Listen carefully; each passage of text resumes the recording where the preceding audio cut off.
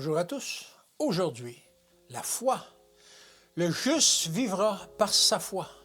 Habakkuk 2, verset 4. Tandis qu'il méditait un jour sur l'avenir, Habakkuk déclara: « J'étais à mon poste et je me tenais sur la tour. Je veillais pour voir ce que l'Éternel me dirait. » L'Éternel lui répondit avec bonté: « Écris la prophétie, grave-la sur des tables afin qu'on la lise couramment. Le juste vivra par sa foi. » La foi qui fortifia Habakkuk et tous les saints et les justes de cette époque de profonde détresse est celle qui soutient de nos jours le peuple de Dieu. Aux heures les plus sombres, dans les circonstances les plus décourageantes, le chrétien peut compter sur la source de toute lumière et de toute puissance.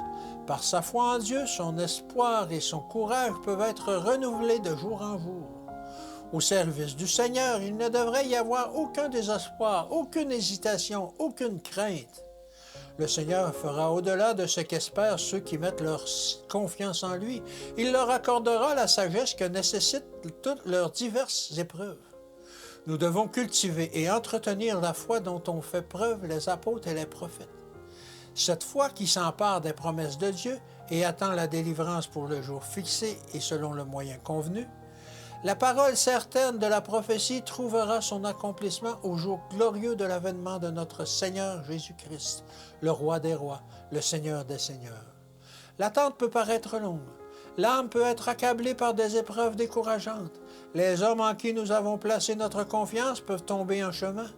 Mais avec le prophète qui s'efforça d'encourager Judas à l'heure la plus sombre de l'apostasie, nous devons déclarer avec confiance: « L'Éternel est dans son saint temple.